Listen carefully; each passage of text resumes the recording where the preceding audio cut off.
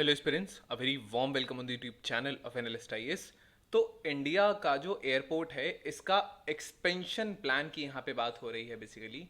अब ये क्यों यहाँ एक्सपेंशन प्लान चाहिए, क्यों एयरपोर्ट्स को एक्सपैंड करना चाहिए, नेसेसिटी क्या है और अगर हम ऐसा करते हैं तो चैलेंजेस क्या हैं, so what would be way forward. सो ये इंडिया के इंफ्रास्ट्रक्चर से जुड़ा हुआ टॉपिक है। Let's start by news. So India ये प्लान कर रहा है कि यहाँ पर हम जितने भी ऑपरेशनल एयरपोर्ट्स हैं उनको यहाँ डबल कर देंगे एंड लगभग 300 हो जाने चाहिए वो 2047 तक। और 8 फोल्ड इंक्रीज यहाँ पे 8 टाइम्स इंक्रीज हो जाएगा किसका, पैसेंजर का जो ट्रैफिक होता है। ये जो एक्सपेंशन है यहाँ पे एग्जिस्टिंग एयर स्ट्रिप्स को डेवलप किया जाएगा, प्लस जो नए एयर स्ट्रिप्स हैं या जो नए एयरपोर्ट्स हैं उनको डेवलप करने की बात की जाएगी पूरी कंट्री में। अब यहाँ पर है कि why are these things important. तो सबसे पहला जो की ड्राइवर है वो यहाँ पर ये है कि जो एयरपोर्ट्स अथॉरिटी ऑफ इंडिया है ये प्लान कर रही है कि 70 एयर स्ट्रिप जो हैं उनको, जो नैरो बॉडी एयरक्राफ्ट जैसे कि A320, B737 ऐसे एयरक्राफ्ट को हैंडल कर सकते हैं। फॉर एग्जांपल एयर स्ट्रिप्स यहाँ पर जो मांदावी में है, सुल्तानपुर में है, तूरा, छिंदवाड़ा मध्य प्रदेश में आता है, इनको डेवलप किया जाएगा ताकि यहाँ स्मॉलर एयरक्राफ्ट आ सकें। एडिशनली यहाँ एयर स्ट्रिप्स जहाँ पे जिनको अपग्रेड नहीं किया जा सकता या जहाँ नए सिविलियन एयरपोर्ट नहीं हैं विद इन 50 किलोमीटर्स, यहाँ पे नए एयरपोर्ट्स जो हैं वो कंस्ट्रक्ट किए जाएंगे। ये यहाँ पर बात हो रही है एयरपोर्ट्स अथॉरिटी ऑफ इंडिया की। अब यहाँ पर why is it necessary, what is the necessity of this. Now if we'll say कि सबसे पहला जो पैसेंजर ट्रैफिक है ये इंक्रीज हो जाएगा, लगभग 8 टाइम्स इंक्रीज हो जाएगा जितना आज है। तो it would be around 376 million annually, और इतने से लेकर के 3.35 बिलियन एनुअली ये 2047 तक ये देखा जाएगा। इंटरनेशनल ट्रैफिक की अगर बात करेंगे तो इंटरनेशनल ट्रैफिक 10 to 12% हो जाएगा। जो प्लान है ये विजन 2047 इनिशिएटिव का ये एक पार्ट है जिसका एम है एकोमोडेट करना ये मासिव इंक्रीज होगा एयर ट्रेवल डिमांड में। उड़ान स्कीम का इंप्लीमेंटेशन भी है। यहां पर जो इंप्लीमेंटेशन होगा इसमें जो उड़ान स्कीम है, जो उड़े देश का आम नागरिक, ये जो स्कीम है, इस स्कीम के तहत 2014 में 74 ऑपरेशनल एयरपोर्ट्स थे यहां पर इंडिया के अंदर 2014 में, और नाउ इंडिया के पास 148 पोर्ट्स हैं जिनको हम 300 करने की बात करते हैं आने वाले 2047 तक। तो ये यहां पर कुछ चीजें हैं। अब इसका यही एम था, तो उड़ान स्कीम जो था यहां पर 58 यहाँ एयरपोर्ट्स हैं, यहाँ पे 8 हेलीपोर्ट्स हैं, 2 वाटर एरोडायनेमिक्स हैं। तो इनको यहाँ पे कनेक्ट किया गया है जो अनडिजर्व डेस्टिनेशन या जो अंडर सर्व्ड डेस्टिनेशन यहाँ पर हैं। नेक्स्ट यहाँ पर 29 स्टेट्स यूनियन टेरिटरीज को एयर कनेक्टिविटी प्रोवाइड कराई गई है। इंडिया का एविएशन इंफ्रास्ट्रक्चर जो है, यहाँ ओवर क्राउडिंग है एयरपोर्ट्स की, एयर ट्रेवल डिमांड बढ़ रहा है, major airport across the country यहाँ पे बियॉन्ड डिजाइन कैपेसिटीज ये वर्क कर रहे हैं। फिलहाल the reason is, one of the reason है कि जो इनकम है वो लोगों की यहाँ राइज हो चुकी है, बढ़ चुकी है। इंडिया की इकोनॉमी की यहाँ पे बात करेंगे तो इंडियन इकोनॉमी सब्सटेंशियली 2047 तक काफी ज्यादा ग्रो कर जाएगी। पर कैपिटा इनकम की बात करेंगे तो per capita income would be around $18,000 to 20,000। Economic growth एक क्रूशियल फैक्टर है एविएशन एक्सपेंशन की जब बात आती है। सो हाई डिस्पोजेबल इनकम होगी, एयर ट्रेवल ज्यादा अफोर्डेबल हो जाएगा, largest segment population air travel करने लगेगा। मिडिल क्लास जो ग्रो कर रहा है लाइकली ये एयर ट्रेवल चूज करेगा बाकी मोड्स ऑफ ट्रांसपोर्टेशन के लिए, बिजनेसेस के लिए और लीजर के लिए। जो इंक्रीज्ड बिजनेस एक्टिविटीज होती हैं, टूरिज्म होता है, इससे इकोनॉमिक ग्रोथ बढ़ती है, फर्दर जो डिमांड को बूस्ट करेगा एयर ट्रेवल की। डेवलपमेंट की बात करेंगे तो मेजर इंटरनेशनल एयरपोर्ट्स जो हैं, यहाँ पर इंडिया का एम है कि वो एक मेजर इंटरनेशनल एयरपोर्ट या इंटरनेशनल हब की तरह अपने आप को डेवलप कर सके, और जो ऑलरेडी एस्टैब्लिश्ड हब है जैसे मिडिल ईस्ट या साउथ ईस्ट एशिया में, उनको यहाँ हम कॉम्पीट कर सके आसानी से।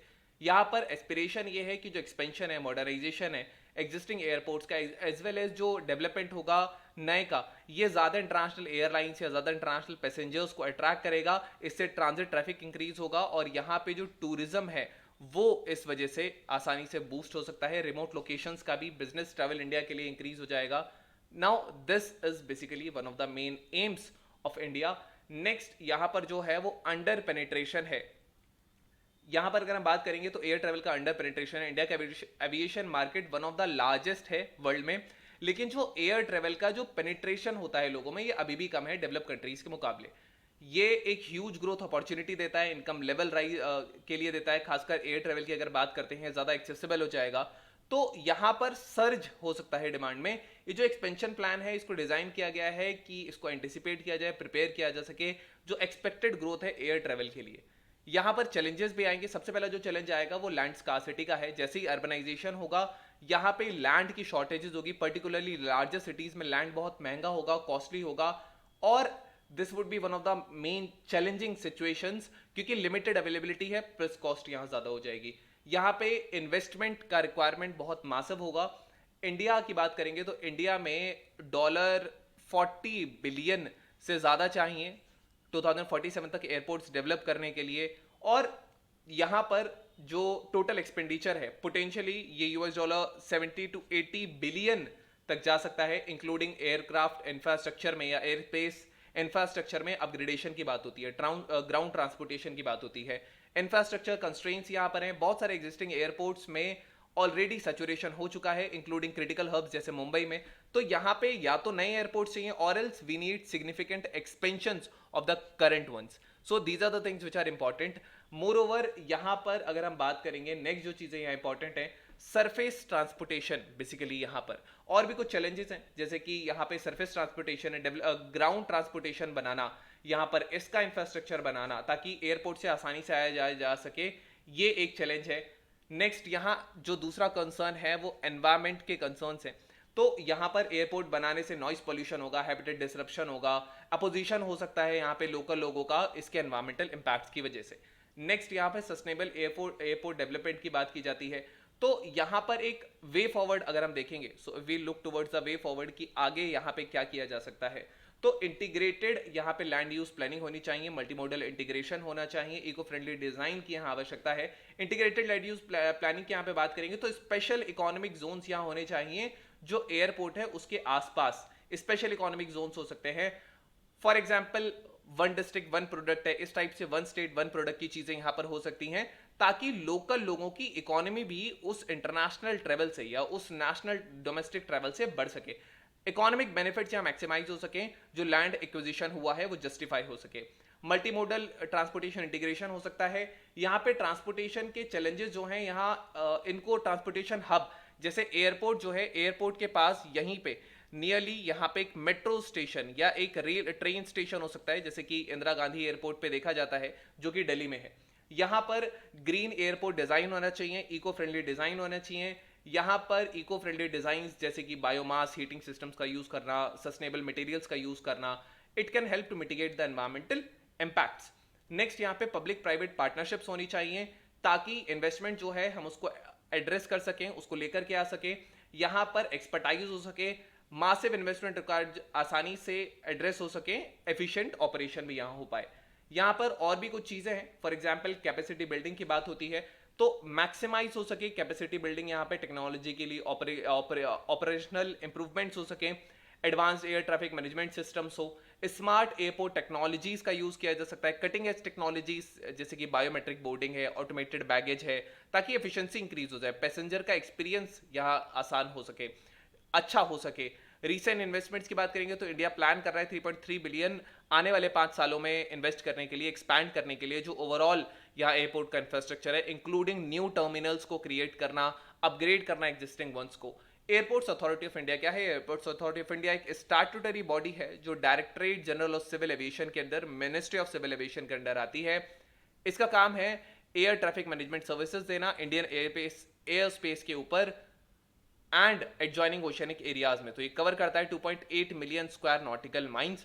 फंक्शंस की बात करेंगे तो airport development, air space control, passenger and cargo terminal management, provision communication के लिए, नेविगेशन एड्स जो होता है वो एयरपोर्ट अथॉरिटी ऑफ इंडिया का काम है। Now we have our today's illustrated question. Question says the Udan scheme is a key driver of India's airport expansion plan. What is the primary focus of the Udan scheme? Upgrading existing major international airports, developing new airports in metropolitan cities, improving air connectivity to smaller and remote cities, attracting investment for foreign airlines. So you can type the answer in the comment section. The relative is correct or not. Then we have today's main spectator question. The question says analyze the key drivers behind India's ambitious airport expansion plan and critically evaluate its potential benefits and challenges. You can write this answer and you can send it to us on the given number. So thank you, have a nice day, and stay tuned with Analyst IAS for your better preparation.